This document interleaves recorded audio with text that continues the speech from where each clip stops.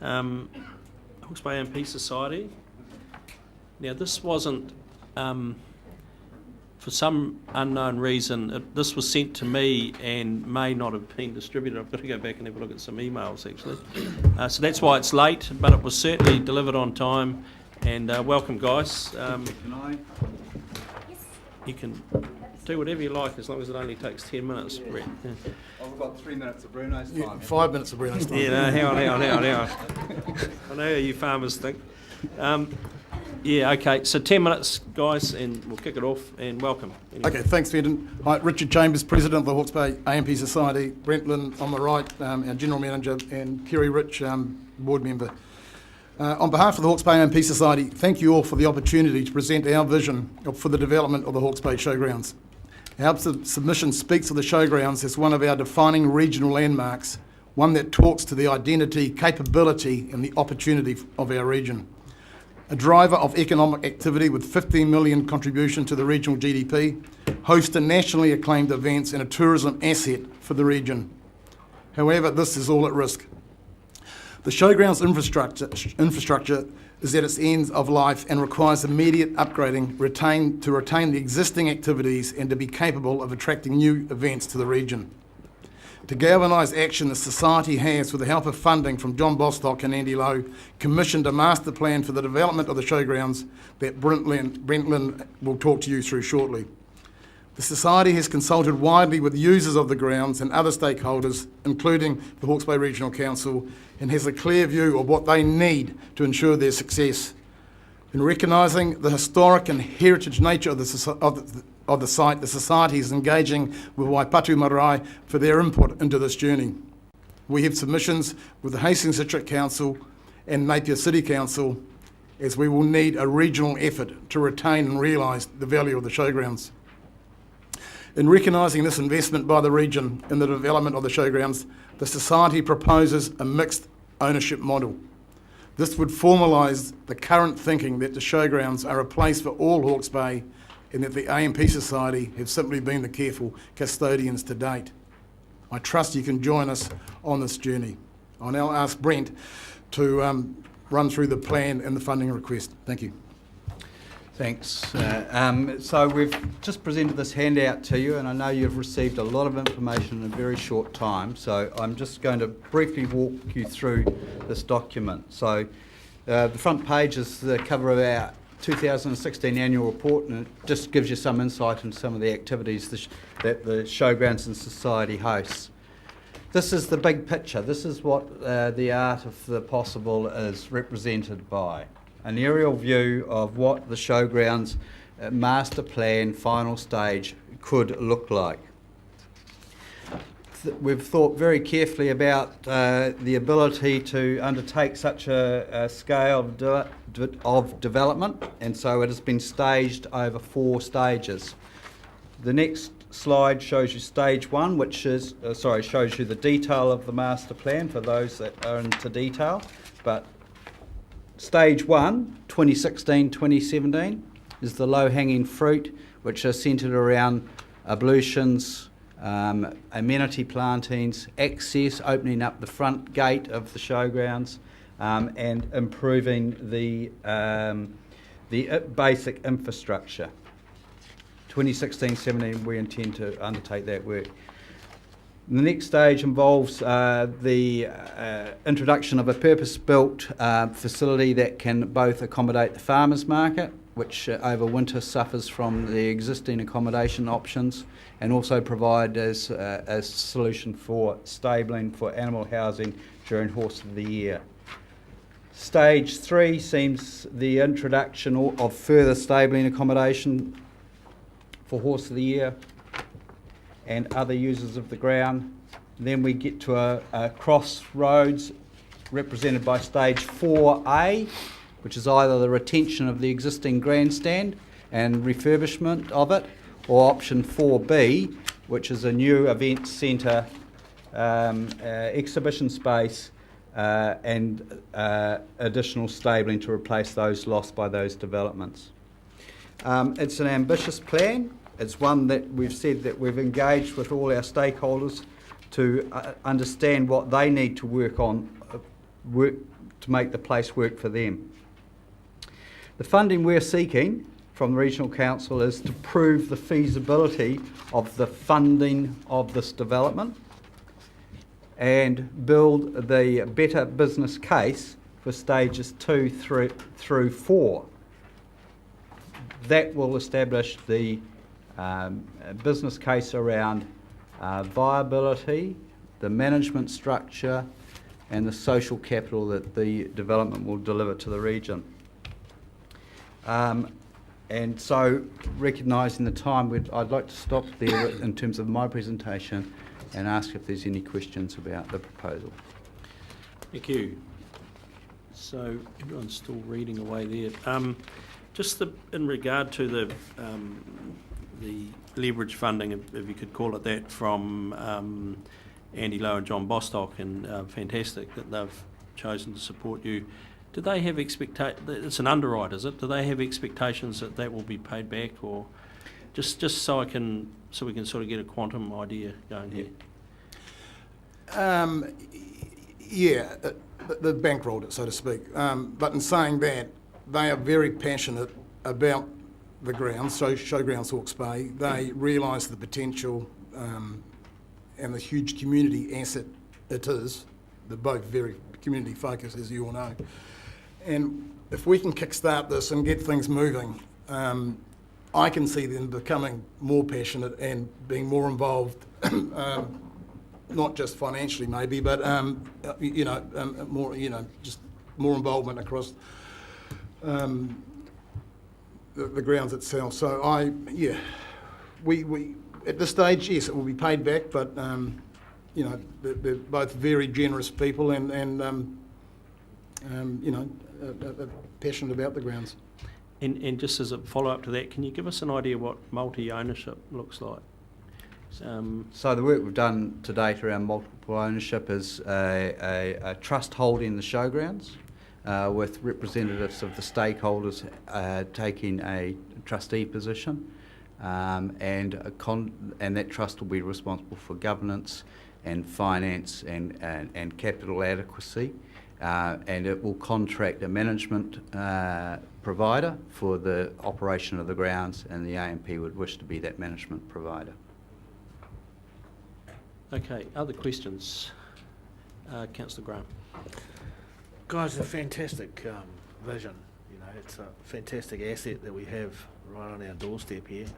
I'm not even sure how it began, but someone must have gifted that land and planted all those beautiful trees.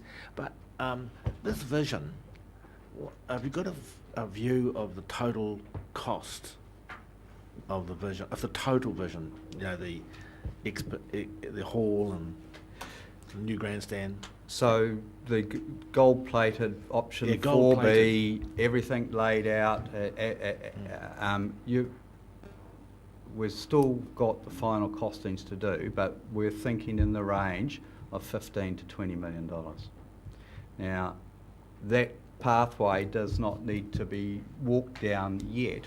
We can develop that the detail around the options of whether we refurbish the existing grandstand or go down the new space as this funding is sought to establish those criteria. Thank you. Councillor Barker. It seems to me that Hawke's Bay has lots of assets, but they're disaggregated, bits and pieces here and there, sports parks and this and that. And I just wonder, I accept everything that Councillor Graham said. It's a stunning asset, your showgrounds, no question about it. But how is it your vision you've got here going to fit in with all of the other assets people are thinking of building and constructing, with McLean Park, with this, with that? It's all got to make sense in the end. I mean, has any thought been given to that? Yeah, very good question. I mean, obviously the discussion around the race course relocation was part of this feature. At present, that's probably a generation away in terms of a solution. However, this master plan provides for a footprint on the ground should that become an opportunity in the future. We recognise, like you, that there needs to be some consolidation around some of the event space and landscape. And so we are in our plan recognising that that will be something that it needs to deliver in the future. So it can accommodate that solution. Thank you. Further questions, Councillor Scott, very quickly. What use does the park get, apart from the regular use for the farmers market?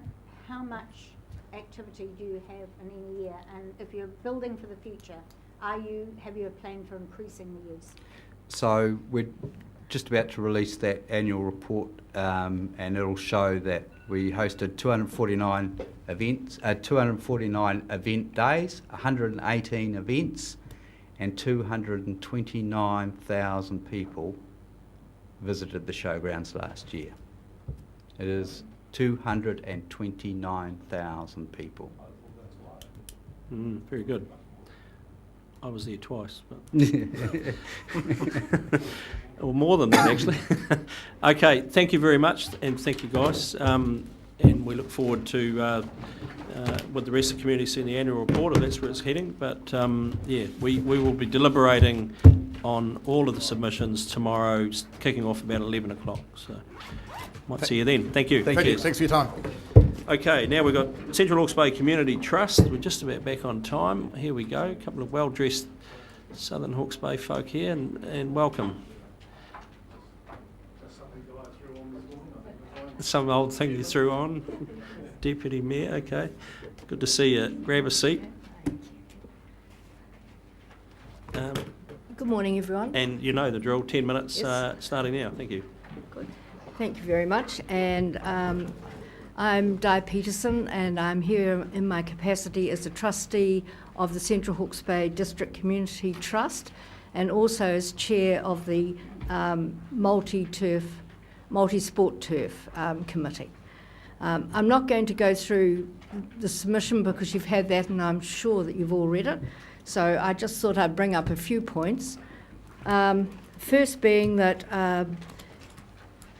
this very much links into the Hawke's Bay Regional Sports Facility Plan, and we are mentioned in there on page 19 if you want to have a look, where they said that this was coming up.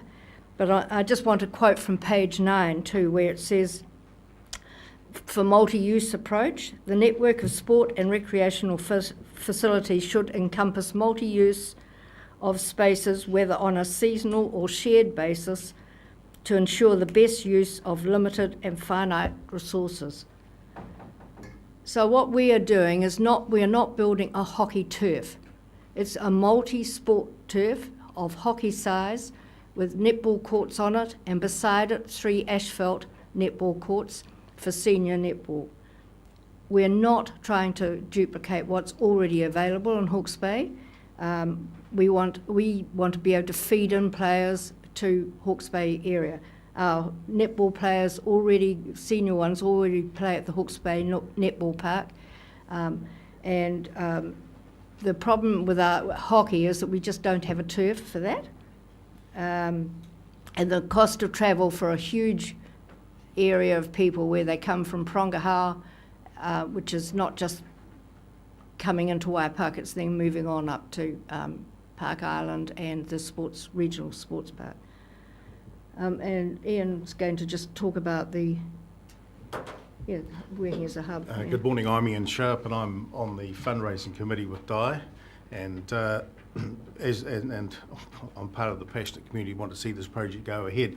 And Councillor Barker made a good point about replication of facilities within Hawke's Bay, and we do need to be aware of that. And I think it needs to be said that as a regional council, I don't have to tell you that Pakipaki is not the borders of Hawke's Bay, and nor is Waipakrau the border of Central Hawke's Bay, and that Prongahau and the people from Wakaraa and the coast, the Hawke's Bay Regional Sports Park is a long way away for them, and we do need to have satellite facilities, and that's why we're passionate about this. And Di's touched on the multi-sport aspect of it. And I think one needs to know that when most facilities are built, within 4 years, the use of them is by whole different sports and facilities never thought of. I had the pleasure of working with Di when we built our stadium down in Waipakrau.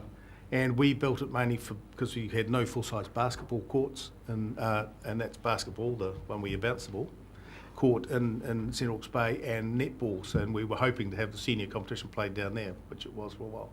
But that stadium is now used for futsal, it's used for indoor hockey, which if I can just touch on that, we have 300 plus children playing indoor hockey, but we have none playing field hockey. There's nowhere for them. Yes, because there's no facility. So this may be being planned to be used for football, hockey, netball, futsal, but in 4 years' time after it's built, it may be used for a whole lot of another range of recreation activities we haven't even thought of today.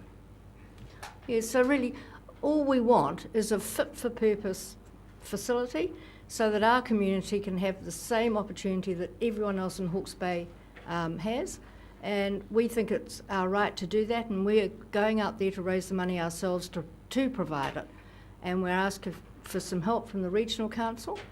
I did read the management report that they would recommend not funding, but I'm wondering whether you would look at giving us, say, $50,000 over the next 4 years for every year as an alternative to a bulk funding.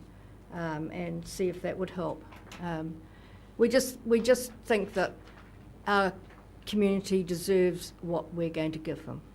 And just the final thing to say in its favour is that I know you're all aware of policies nationally, and that's to get hubs for things. And the location of Russell Park for this facility, within a poorly hit 7-iron, we have the rugby club, the tennis club, the bowls club. It actually is a hub, and there's also a move afoot amongst the community to actually build or refurbish so we have one facility for all the clubs to share. And of course football is played at Russell Park now, and cricket. Questions? Councillor Belford, then Councillor Bevan. The project is costed in your proposal at $1.6 million, and you've identified 600,000 of prospective funding, including 200 from here. Where's the rest supposed to come from? Well, we're on our fundraising now. We've got the complete support of the Central Hawke's Bay District Council, and they have given us 250,000 and provided a project manager too. So that's they're also doing work in kind. We've just been granted from Eastern and Central 140,000. 140,000, yes.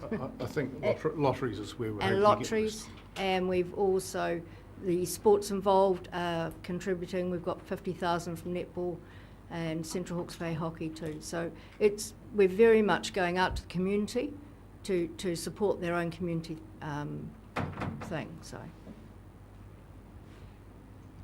Councillor Bevan. Thanks, Chair. Actually, my first question was going to be exactly what Councillor Belford's just asked you. So I've got two questions left. One is, how far do you hit a poorly hit 7-iron? You mean personally? Yeah. 155 metres. A poorly hit one? Yeah. He's a good player. So the facilities you're talking about are actually pretty central. Yes, Yes. I do apologise. In Waipara, in fact, the rugby grounds, where we're building the court, the turf is beside where the AMP have leased grounds off the council, which is right, and they use the rugby ground, Central Park, for their horse events when they hold a show. And on one border, the mighty grandstand at Central Park, seating up to 15 people. On the back side of that is Waipara Tennis Club, which has 9 AstroTurf courts, and at the end of the court one are 3 squash courts. And if you could, in fact, I'm quite sure, Councillor, you could use a pitching wedge to the Waipara Bowls Club, which is in behind Francis Drake Street.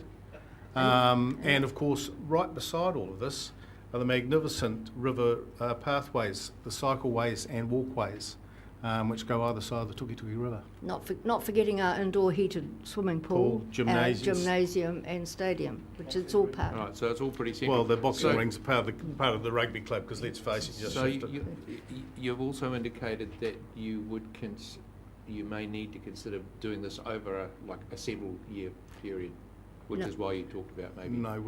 We think determined. you might have to consider it over. We're determined to go ahead. It is going to go ahead. And we will raise the money, and we will not do it, though, until we have the money. As a trust, we're quite responsible on that, actually. Okay. Very well said. Question, Councillor Hewitt? Thank you, Di, Sharpie. I just wonder if you might touch on, I mean, this is great as a satellite feeder, and I acknowledge that you highlighted that. Maybe touch on the amount of people who are travelling out of the district every Saturday for sport, and, you know, the benefits of people staying and spending their money or travelling in for more games, more sporting activities, spending their money in Central Hawke's Bay as well, because it's wider than just sporting and recreation. It's hard to come up with the numbers, Debbie, but we've got 461 people playing netball in Central Hawke's Bay, and that's not counting the secondary schools where we all meet at the coffee cart at Regional Park, where they all play up there, and hockey. We've got 2 senior hockey teams going to Park Island now, but they have to go there for practices as well, not just for games. But I think to actually come up with numbers, family numbers, well, there's an awful lot of people moving out of town on Saturdays and midweek, and while they're up here, they're going to spend their money buying lunches and things up here instead of coming back to our own district. So if I may, Councillor, the bigger impact is those that aren't taking part in sport for financial reasons. I mean, Prongaha was mentioned, and it's just financially not viable for a number of those families to travel to Hastings and Napier to take part in sport. So rather than look at what benefit it may bring, and there's no doubt it will bring benefit to the local economy, it's actually the fact that people are restricted financially from taking part in sport and recreation. Yeah, just make Perfect timing. Yeah, one comment. Just don't forget that Central Hawke's Bay contributes a huge amount of produce that goes through the port here in Napier. So. We've heard that before. We'll hear it again. But we're going to break now. Adjourn the hearing till 10 to 11, everyone. Thank you. And thank you very much for your presentation and your submission. Thank you.